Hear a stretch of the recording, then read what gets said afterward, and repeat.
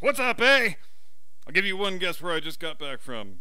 And yes, I know I was supposed to have this video out a day sooner, but that unscheduled overnight stay in Vancouver messed me up pretty bad, so yesterday I just came home from work and slept for about 10 hours, but I do feel very much refreshed now, so let's see if I remember how to YouTube, shall we? Also, can you believe I got this jersey for $60 at the airport? Are you freaking shitting me? It's almost in my personal livery and everything.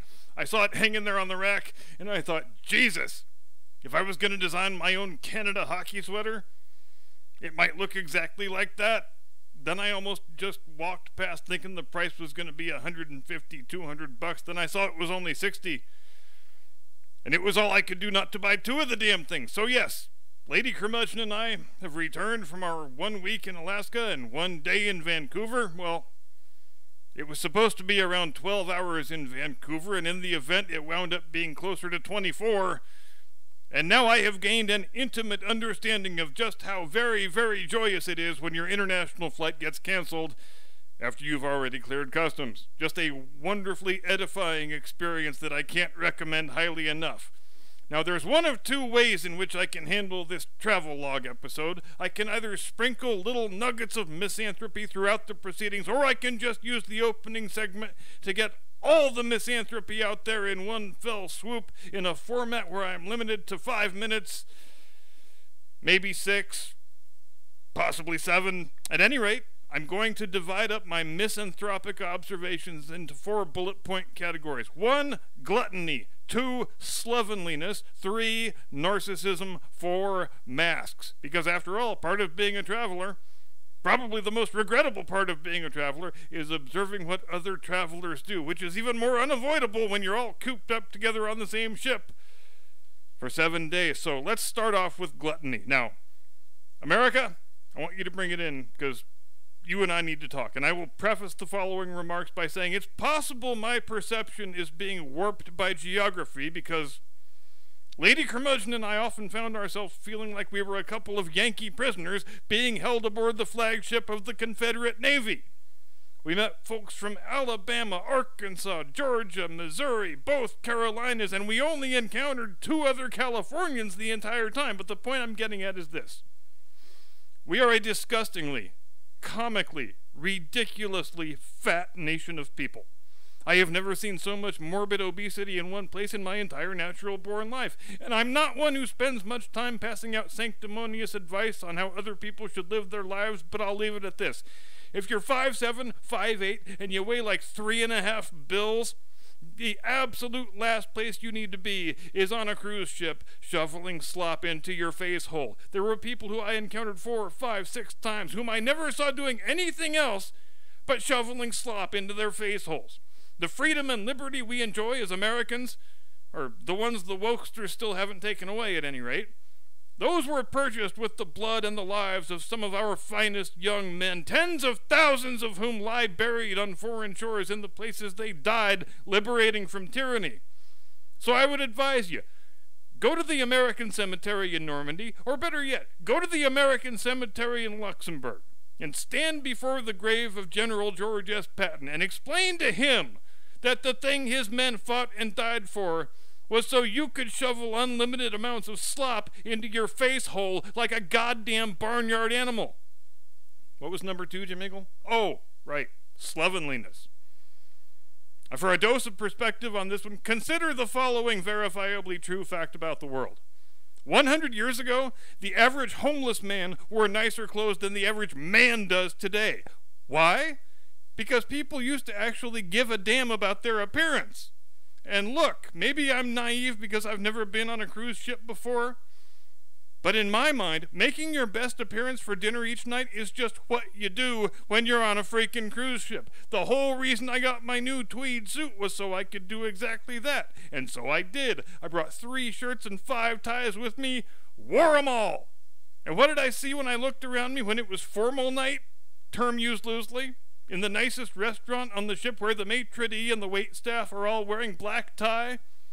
Well, I saw a bunch of damned slobs for whom formal night means putting on their best trucker hat, tucking their t-shirt into their Levi's, and wearing jogging shoes instead of flip-flops.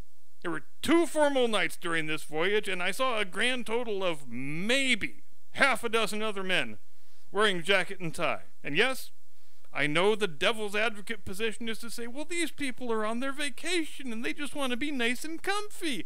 And to that I say, I do not give a damn. The way you look when you're out in public, that's a direct reflection of how much respect you have, not just for others, but for yourself. And it doesn't take a whole hell of a lot of extra effort to look like a gentleman from time to time. The cruise line sent me a customer satisfaction survey, which I just filled out earlier today, and my one specific criticism was to say, I wish you would enforce a dress code in the fancy restaurants, because when I put on a suit and my wife puts on a nice dress and we go to a place where we're being served by a man in a waistcoat and a bow tie, I would like to be able to look around and not see other people's toes and armpits. I don't think it's an unreasonable request. Go eat at the fucking buffet if you want to look like a goddamn sloppy ragamuffin. And allow those of us who care about our appearance to have a space that we can enjoy with like-minded people. Number 3, narcissism. We've got a serious addiction problem in this country, ladies and gentlemen, and I'm not talking about booze or pills or fentanyl. I'm talking about the magic rectangle. I've made this point before and I will make it again now. If you brought a person forward in time from 20 or 25 years ago and asked them for their observations on human behavior, the first thing they would say is, why is everyone always staring at a tiny rectangle? Increasingly, when you're in a crowd of people, all anybody seems interested in doing is staring at their magic rectangles. If you didn't know better, sometimes you'd think they were engaged in some bizarre religious ritual, which really struck home for me on Thursday when we were at Totem Bite State Park in Ketchikan. 20 or 30 people gathered around this totem pole, all holding up their little tiny rectangles, looking for all the world like they are engaged in some act of pagan religious devotion. It's a disease that seems to afflict people of all ages, but my God, women under 35 are the worst. That entire generation might be doomed. They simply have no ability to interact with the world or with the people in it. The only thing they know how to interact with is the little rectangle. When we were at the Salmon Bake restaurant in Juneau, where they drop people off in front of the place by the busload, I shit you not, I watched 4 young women in a row step off the bus and immediately take pictures of themselves and then take a picture of the restroom building. You heard me right, the restroom building, because it's just a reflex action at this point. You take a picture of yourself and then you take a picture of whatever happens to be in front of you. All the time, every day, everywhere, even if it's a little building where people take a shit. I watched another guy at the same state park I just mentioned walk around taking pictures of the informational signs rather than stopping to read them. On the bus ride from Anchorage to Whittier on embarkation day, it was an hour and a half of some of the most stunningly beautiful scenery I have ever been in. And the 3 women who were sitting closest to me, none of them took their eyes off the little rectangle for longer than 8 seconds. I'm not even exaggerating a little bit. And they weren't reading anything related to the place they were in or the trip they were going on. They were just scrolling through the same mindless social media bullshit they would have been scrolling through if they had stayed home. So why bother going on vacation? Number 4, final item. Masks. There's absolutely no rational reason for wearing those god-awful stupid contraptions on your face. If you want to argue the point with me, you will lose.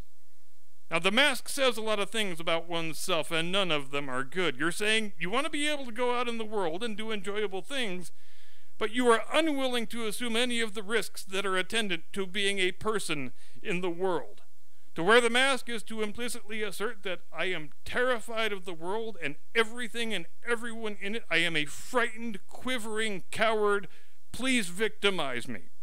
And this one ties back in with number 1 also, because there is no sight in this world that is more hilarious than seeing a man and a woman who both weigh at least 350 pounds wearing their little M95 masks into a restaurant, taking them off, shoveling pounds and pounds of slop into their face holes for 90 minutes, and then slapping their little masks back on as they get up and waddle out of the room.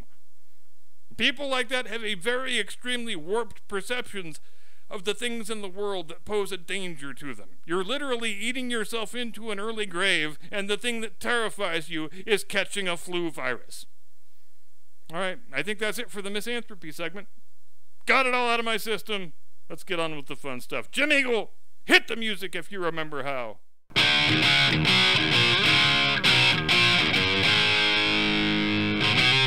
From high atop the battlements of Castle Curmudgeon, where the host hasn't worn tweed in 48 hours and is starting to experience withdrawal symptoms.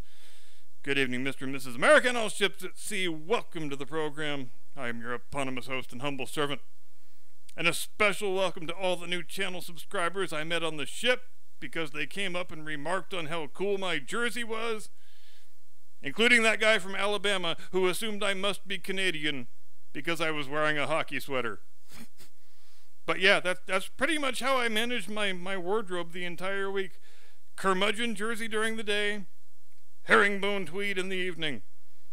And I even found an Alaska pocket watch at the gift shop in Juneau, which was pretty damned exciting, I gotta say. So we flew out on Friday. San Diego to Seattle was the first leg, and then Seattle to Anchorage, so around 7 hours in total, which for me is a new personal record, I think, for hours spent in an airplane in one day.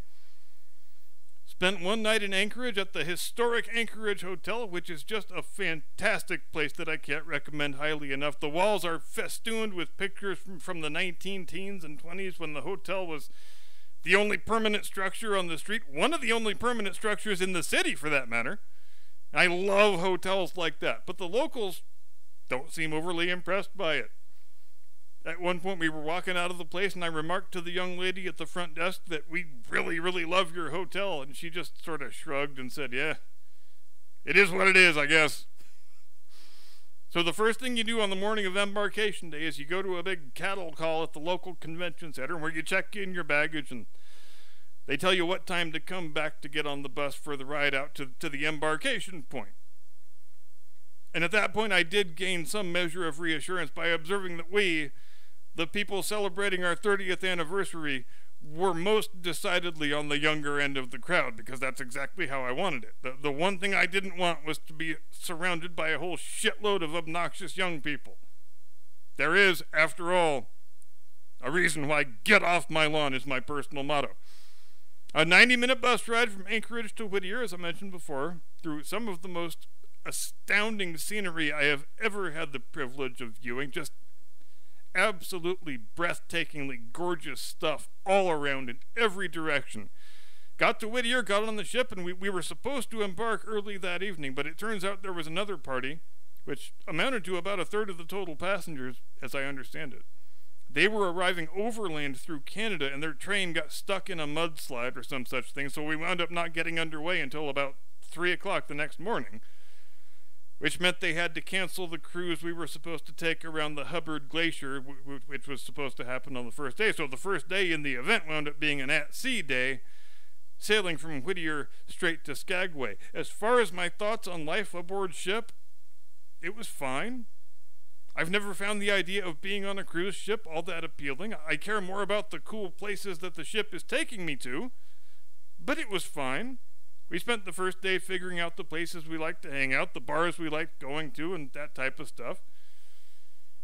And I have to say the medallion thing is pretty freaking cool. I didn't have any idea beforehand about how all that stuff works, but as a practical matter, it means you can just plop yourself down wherever on the ship you feel like sitting, pull out your magic rectangle, order a couple of drinks, and somebody brings it to your exact location, just like magic.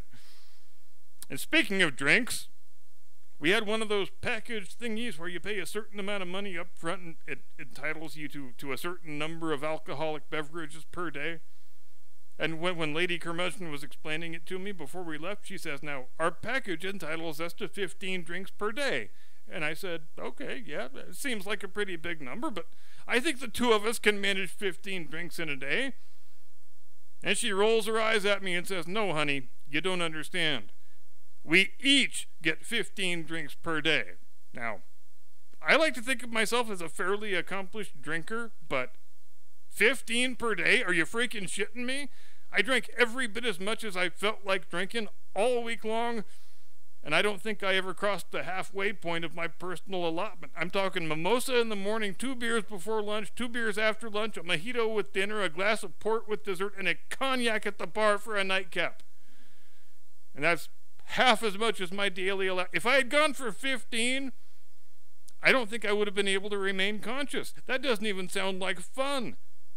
So Skagway was the first place we went ashore, and what a great day that was. We took this historic railway, the White Pass and Yukon line, which takes you up to the top of the mountain and just barely into Canada. And the best part is, they let you stand outside on the platform the whole time, where you can dangle off the side and look straight down a 2,000-foot sheer drop. I spent the whole time out there, and I was by myself, except for Lady Curmudgeon making a couple of brief appearances. I don't know what the hell is wrong with people.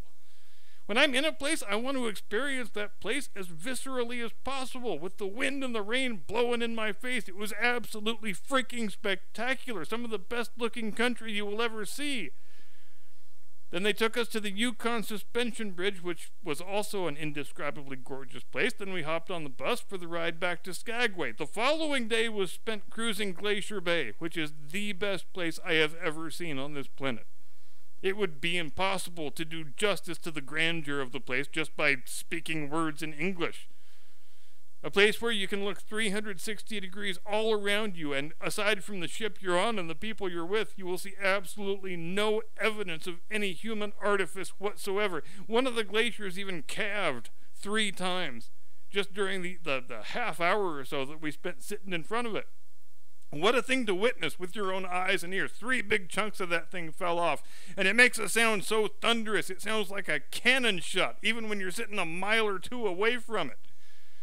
And we spent that whole day up on the highest publicly accessible deck you can get to on the ship, and we saw hardly anybody else. It wasn't terribly cold. It was probably in the mid-40s, a drizzly rain that wasn't all that bothersome. I mean, what the hell kind of weather do you want when you're looking at glaciers? But I guess some people decided it just wasn't warm and sunny enough for their taste, which makes one wonder why they went on an Alaska cruise when they could have just as well gone to the Caribbean. Now next we went ashore in Juneau, the state capital, and we walked on a freaking glacier.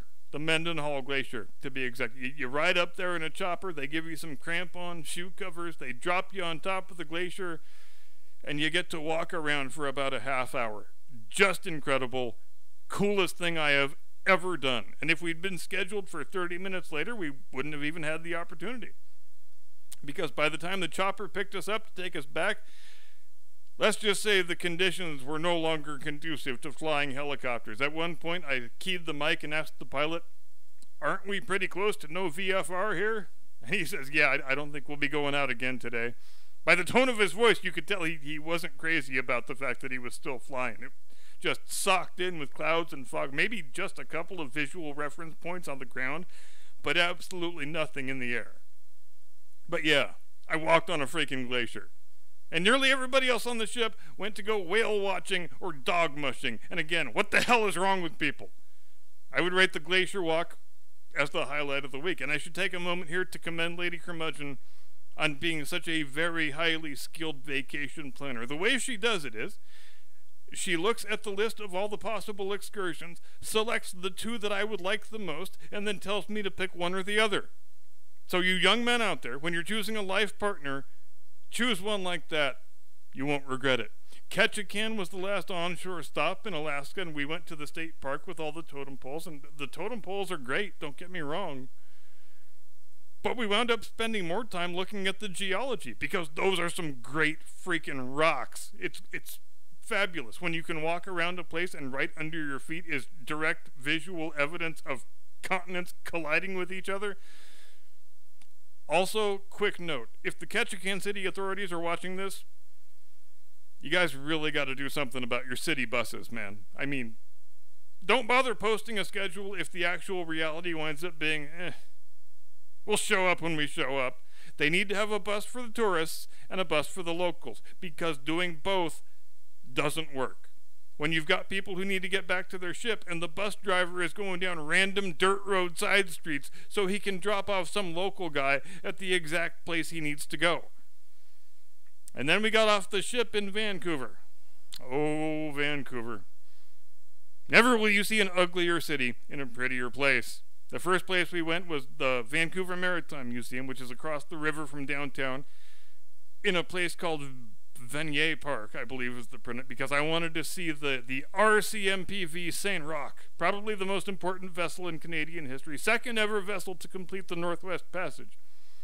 And this place was my favorite kind of museum. Very old, slightly run down and dilapidated, but the people who work there, they are obviously lifelong locals who care about the history, and that's way more important to me than fresh paint and pristine landscaping and a nice gift shop. The presentation of the ship is done in exactly the right way for a living history exhibit. They picked a certain day in her history and restored her to look that way, instead of picking and choosing from different time periods, as often happens. There are very few areas on board where they don't let you go, and the artifacts on board are genuine and original to the time period that's being depicted, including the uniforms hanging in the bunks. You go on board and you get the sense that the crew has left for the day to go on shore and do their business, and you're just poking around until they get back. But we leave the museum, and we're waiting for the little ferry to take us to Granville Island to get some lunch. And we're looking at the downtown skyline, and I'm thinking, I have never seen so many goddamn ugly buildings in one place in my entire life. Like, just an amorphous blob of soulless glass and concrete awfulness. Nothing remotely appealing or pleasing to the eye, like some sort of communist brutalist fever dream. We were looking at this one building, and I said, that might be the ugliest building I've ever seen, not realizing until later that we were actually looking at the good side. Now, you may have recently heard some horror stories about how Vancouver has become so bad with junkies and homeless that it might as well be freaking San Francisco. And I'm here to report that those stories are all true, and then some. We caught an Uber from Granville Island back to the ship terminal to go pick up our baggage and then go on to the airport, and I forget which street we were driving down, but all of a sudden, we pass an intersection, and wow, there is a dude sitting right in the middle of that sidewalk jamming a needle into his leg. And it remained that way for 10 blocks in a row. Every single sidewalk had junkies shooting up, not even making any attempt to be subtle about it, because all drug possession of any kind has been fully decriminalized in that fair city. It was the most depressing, nay, horrifying shit I've ever seen before. And that's the area of town that has all the nice buildings in it, the nice old buildings from the Victorian and Edwardian periods. It would be nice to be able to go walk around, but that's not going to happen. And I guess somewhere in there is a cautionary tale about what you get with woke leftist social polities where there are no limiting principles whatsoever. You get an ugly city full of ugly people doing very, very ugly things. But there's no shortage of propaganda posters all around town bragging about how Vancouver is the world's greenest city. Civic priorities are funny things, aren't they? But hey, I guess if that's the face you want to present to international visitors, that's your own damn business. Just don't ask me to ever go back. But I don't want to close this thing out by putting too depressing of a point on it. It was the best trip I've ever been on, and I can't recommend it highly enough if you've never been. It was a splendid way of celebrating 30 years of being married to a very fine woman who did me the quite undeserved honor of selecting me for a life partner. And on that note, I am reminded of a quote from Her late Majesty Queen Elizabeth II, who said the following on the occasion of her own silver anniversary in November of 1972. Quote, "If I am asked what I think about family life after 25 years of marriage, I can answer with equal simplicity and conviction that I am for it." Close quote. Thanks very much indeed for watching. Have a great day and a pleasant tomorrow. See you next time. Do not comply. Get off my lawn.